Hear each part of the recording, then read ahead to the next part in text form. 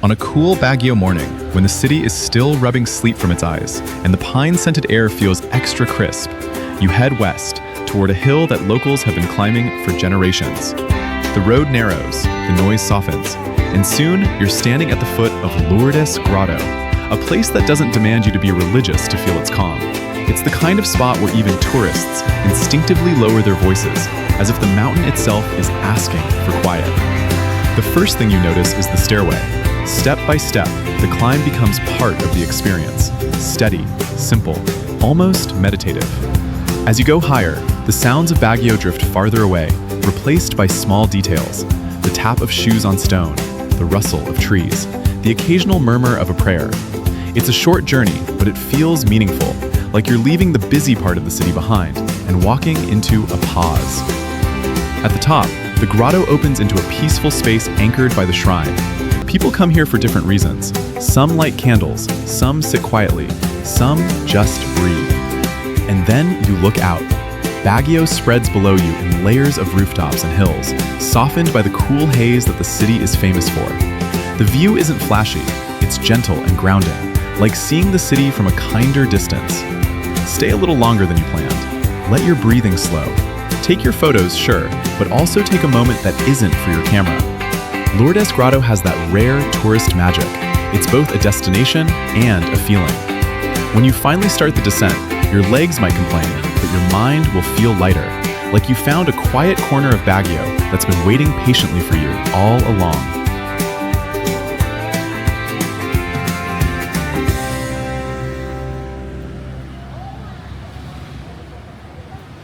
If Baguio had a main stage, Session Road would be it. The city's most iconic stretch, where everything feels like it's happening at once. The footsteps, the chatter, the smell of coffee drifting out of doorways, and that familiar uphill pull that reminds you you're in the mountains. Most tourists meet Session Road from the lower end and start walking upward like they're turning the first page of a Baguio story. Shops, cafés, banks, little finds, and quick snacks line the way. Busy, but not overwhelming, because the cool air makes even a crowd feel a bit lighter. And as you climb, you'll notice how the street naturally becomes your connector to the city center sites around it. Burnham Park is close by, and farther up, you're within easy reach of SM City Baguio and the area's major viewpoints of city life. Session Road also carries a piece of Baguio's past in its name. It was called Session because it once led to where the Philippine Commission held its sessions in 1904, tied to the early days of Baguio being used as the country's summer capital. You don't need to be a history buff to enjoy it, but it's nice knowing the street isn't just popular, it's meaningful. Come back on a Sunday and you might catch it in a completely different mood, more like a public living room than a road. The city has implemented Sunday pedestrianization/road closures at times to encourage walking and street activity, so the vibe can shift from traffic to strolling, with people lingering and taking their time. Schedules can change, so it's worth checking current advisories. And when evening hits, Session Road becomes the perfect launchpad for Baguio nights. Malcolm Square is that open, breathing space where the city pauses for a second. You'll usually find it right where the action is, fronting the Baguio City Public Market area and stretching towards Session Road. So it's a natural stop, even if you weren't looking for it. As a tourist, think of Malcolm Square as Baguio's public living room. Locals call it People's Park, and it's built for simple city moments. Sitting down for a rest, meeting friends, watching the crowd flow by, or just letting your feet recover before you tackle another uphill walk. The design itself invites you to linger. The space was rehabilitated into a more pedestrian-friendly plaza with steps and platforms that work like mini bleachers. Perfect for people watching, and perfect when events happen. If you're lucky, you'll pass by when something is going on. Malcolm Square is often used as a gathering and event space, the kind of place where the city's public life shows up in real time, from community activities to rallies and announcements. Even on ordinary days, it has that central hub energy, a mix of commuters, market-goers, students, and visitors taking a quick break before moving on. And there's a quiet history underneath it all. Malcolm Square becomes a convenient one-stop spot for flowers and even candles because it's a central place where people pass through. Stand there for a minute and you'll notice how locals shop. Quick glance, quick squeeze at the bouquet wrap, a short exchange with the vendor, then off they go, like it's part of the city's daily rhythm. That's the best part to watch as an excited visitor. You're not in a staged tourist attraction. You're in a real Baguio moment.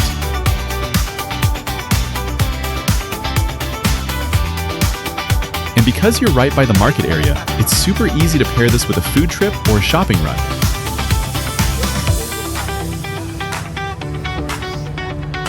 Flowers first, then snacks and souvenirs after.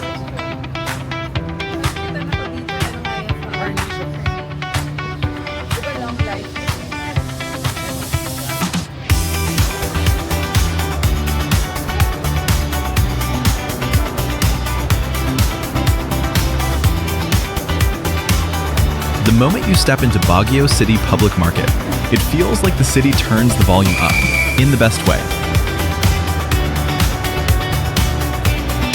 You're hit with that palenque energy, voices calling out prices, footsteps squeezing through narrow aisles, and piles of produce so fresh and green, they look like they were picked 5 minutes ago. And honestly, this is one of the most real Baguio experiences you can do, because you're not watching culture, you're walking right through it. The city itself even describes the public market as a vital hub for commerce, tourism, and local culture. You'll quickly understand why people say you can't leave Baguio without market shopping. Baguio sits close to Benguet's farming communities, so the market is famous for its highland vegetables: crisp lettuce, carrots, potatoes, broccoli, cauliflower, stacked like colorful towers. It's the kind of place where you keep saying, "Ang fresh," every few steps, because everything looks ridiculously good. Then comes the Pasalubong treasure hunt, and this is where tourists get extra excited. Inside the market, you'll spot stalls packed with strawberry and ube jams, jars of snacks, peanut brittle, and other Baguio favorites that basically scream, "I went to Baguio." And if you keep exploring, you'll find the practical classics too, like Wally's Tambo, yes, the famous Baguio broom, and little souvenirs you'll suddenly convince yourself you need for your house. What I love about it as a tourist stop is how connected it is to everything. It's right in the downtown core, commonly described as being at the lower end of Session Road along Magsaysay Avenue. So it's easy to pair with a Session Road walk, Malcolm Square, coffee, and a full-day city stroll. One more fun, you're in the middle of a living city. The public market has been part of Baguio's big conversations lately, with redevelopment plans being discussed and revised. News outlets reported a major market upgrade plan being called off, while government news later noted the city reopening acceptance of proposals. Even that tells you how important this place is. It's not just somewhere to buy stuff, it's a landmark locals care about. If you want the best vibe, go earlier in the day when the produce looks freshest and the aisles feel like a festival. Bring small bills, wear comfy shoes, and come hungry, because somehow you'll end up snacking even when you promised you wouldn't.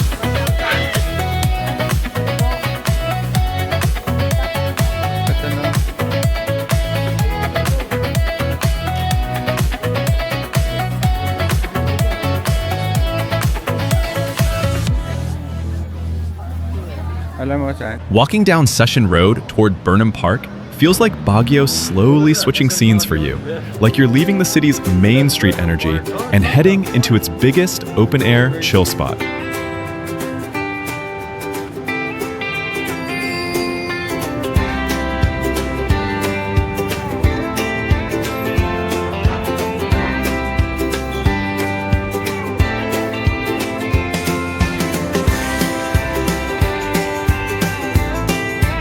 You start up in the buzz. Cafés breathing out the smell of coffee, people hopping in and out of shops, and that classic Session Road slope nudging you downhill like, "Sige, tuloy lang."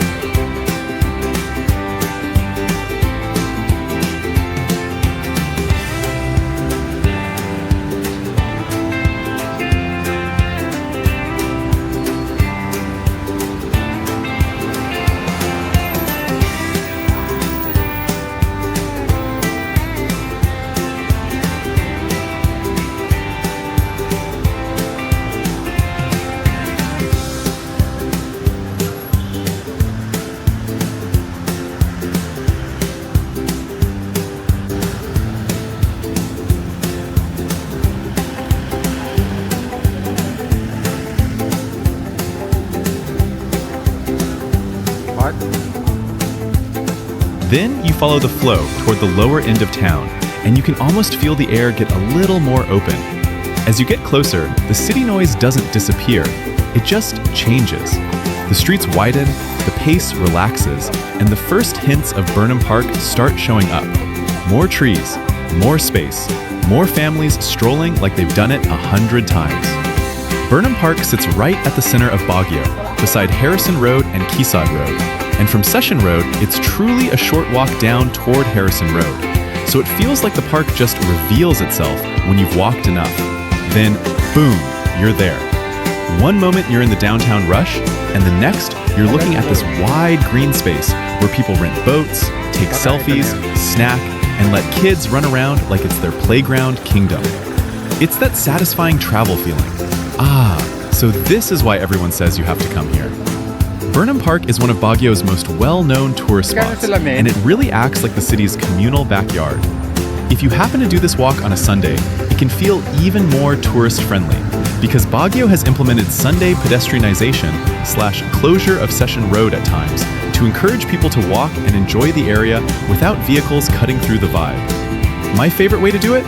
Start mid-morning, take your time downhill, no rushing. This is Baguio. Then reward yourself at Burnham Park with a slow stroll, a snack, and a main character moment by the lagoon before you decide what's next.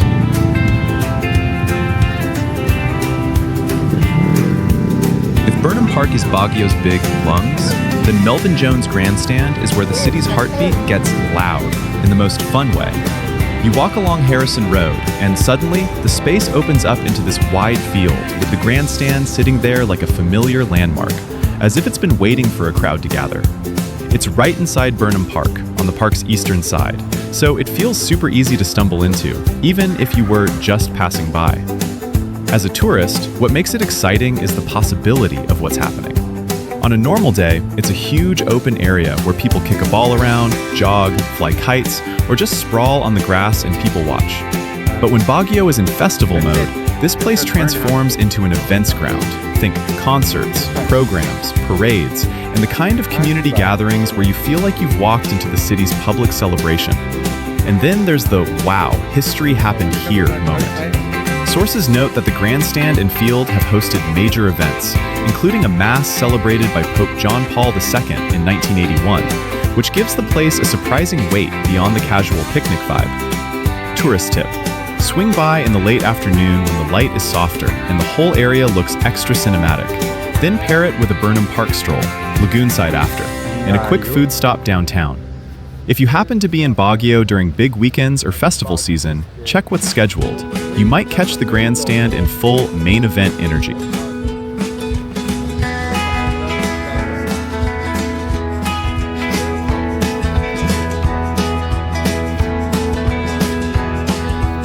The first time you arrive at Burnham Park, it feels like Baguio suddenly opens its arms wide. One moment, you're in the downtown rush, cars, shops, sidewalks. Then you step into this big, breezy green space, and it's like the city takes a deep breath with you.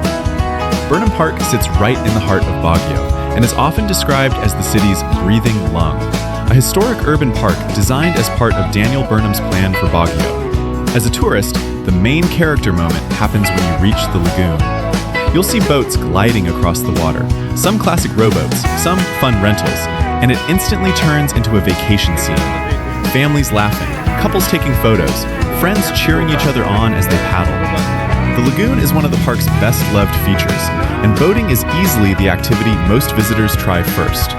But Burnham Park isn't just one spot. It's a whole collection of little experiences stitched together.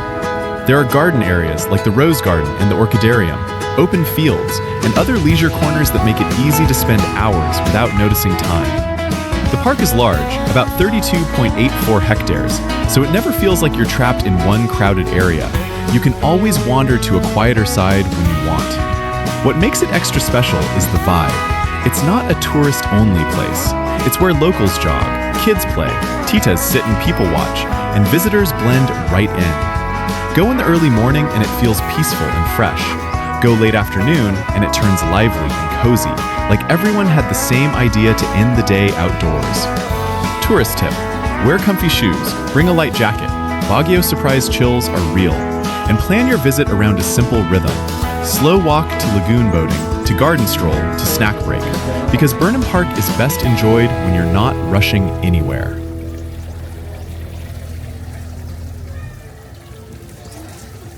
I'll take a picture. Imagine this. You're in Camp John Hay. The air is cool and piney, and everything feels like a mountain movie set. Tall trees, soft light, and that I can breathe again feeling.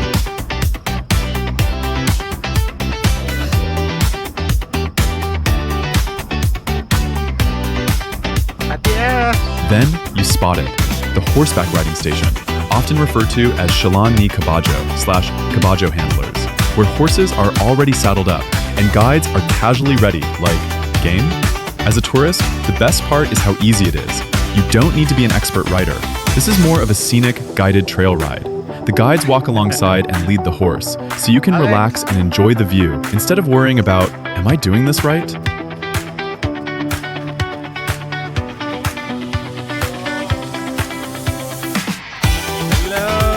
You'll pass through pine-lined paths and gentle slopes, and suddenly you're riding through Baguio's famous forest vibe, like you're in a postcard. It's also super family-friendly. You'll often see kids trying it for the first time. There are smaller horses/ponies too. Parents taking photos, and everyone smiling because it's one of those, I can't believe we're doing this moments.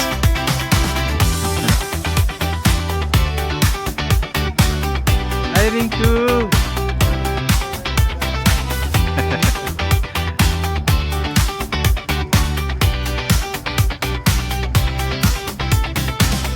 For practical stuff, rides are usually offered by time, like 30 minutes or 1 hour, and recent posted rates from the operator's page mention around 400 pesos for 30 minutes and 700 pesos for 1 hour. But rates and availability can change with season/holidays, so it's smart to check their latest post when you're close to your trip.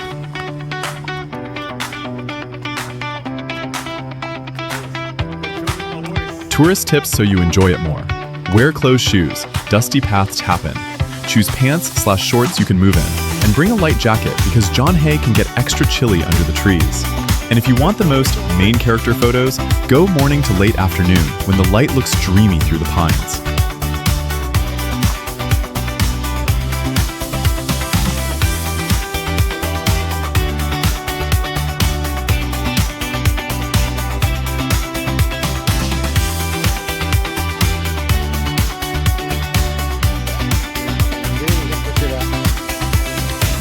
There's a big ground going there. Take some photos kasi video yung hawak ko. Love you.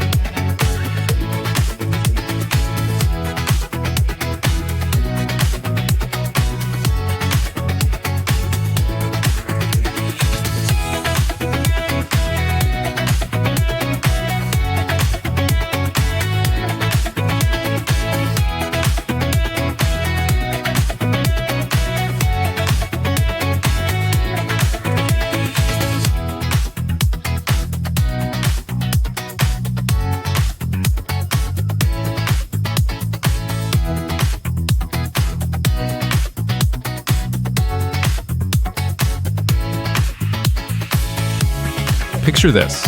You've just entered Camp John Hay, and the pine trees are towering like they're guarding a secret. The air is cold in that Baguio cold way that makes you hug your jacket tighter and smile at the same time. You're walking through the Watch out for quiet, your foresty steps, vibe. May mga matutulis.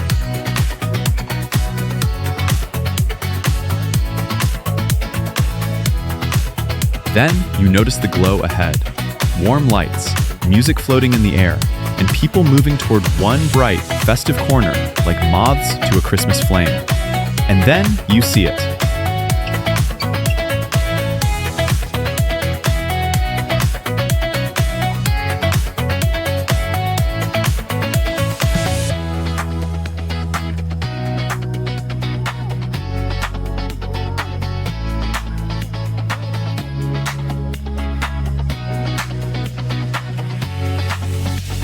Dila.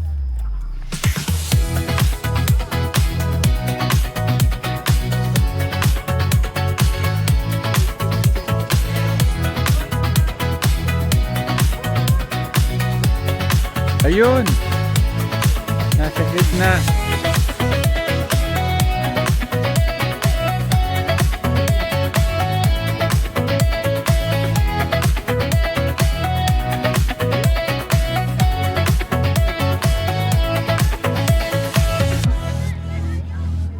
Hindi ka nakasama sa picture. Ano ulitin natin?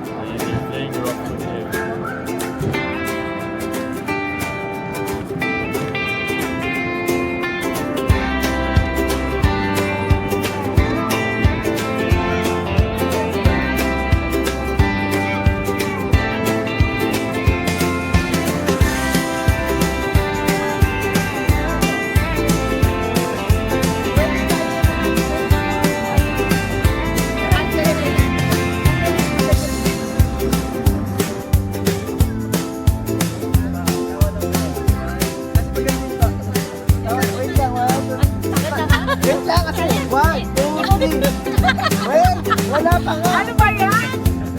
Wait. Wait. Bye.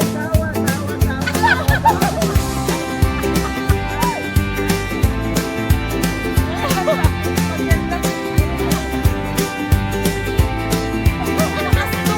Ang carousel lang. Oh, ang ganda oh. Photo op.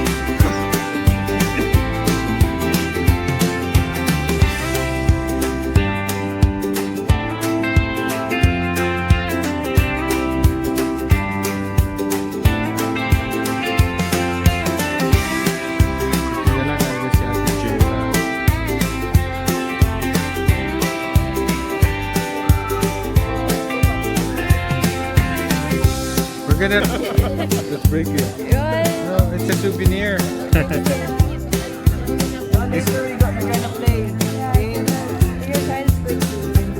Yeah, oh, don't break it. What shape did you get? Oh, so complicated. Mickey Mouse. Or can you pick a star or circle? Great.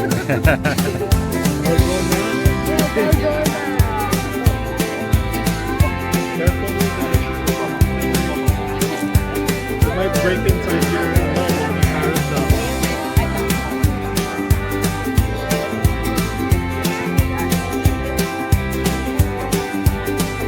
Carousel inside Camp John Hay. Not the mall carnival kind, but the storybook kind.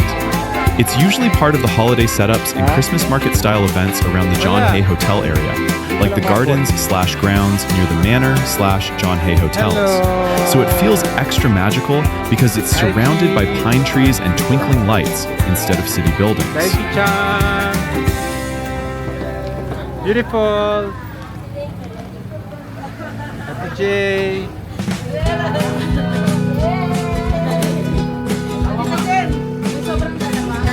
Ringo. Hello.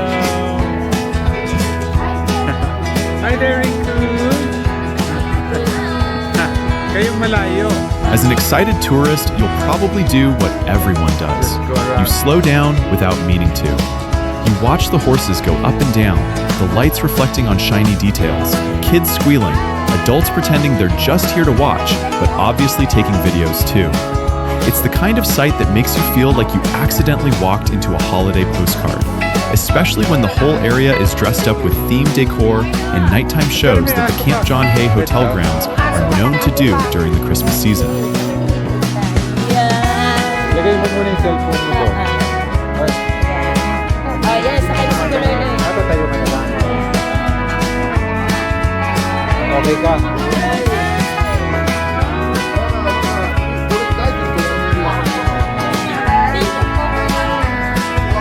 Okay, ako dito na lang.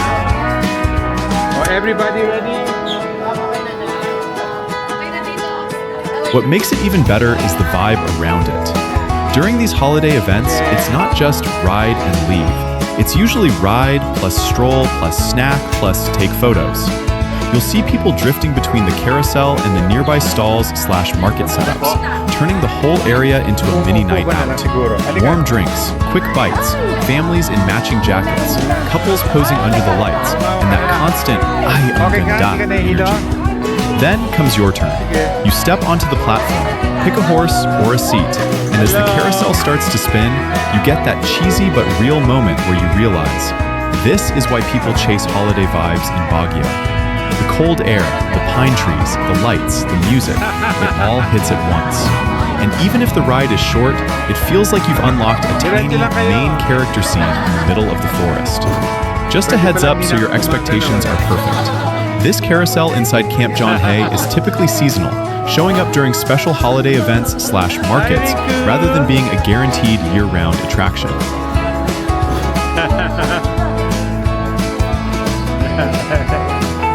Hi, Rinku.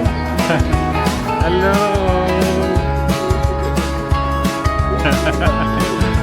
Okay. Oh, this is fun.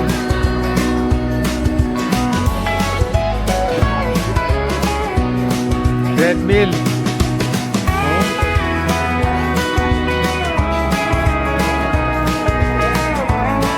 It's a treadmill. Konnichiwa, Daichi.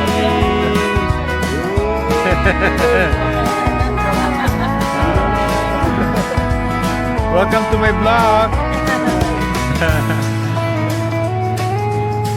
Roy Roy.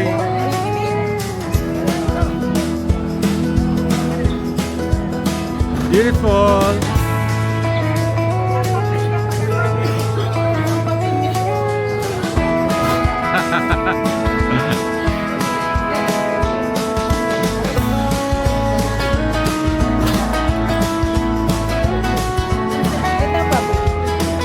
Jayla, Sasha.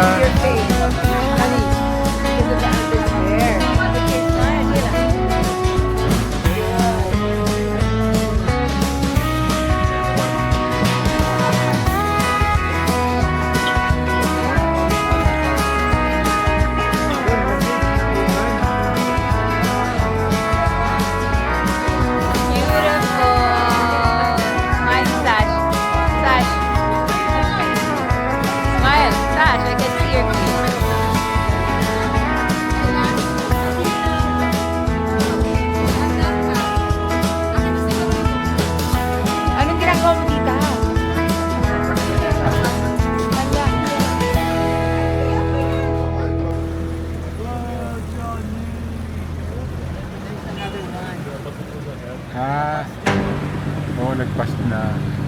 Doon ko na yun.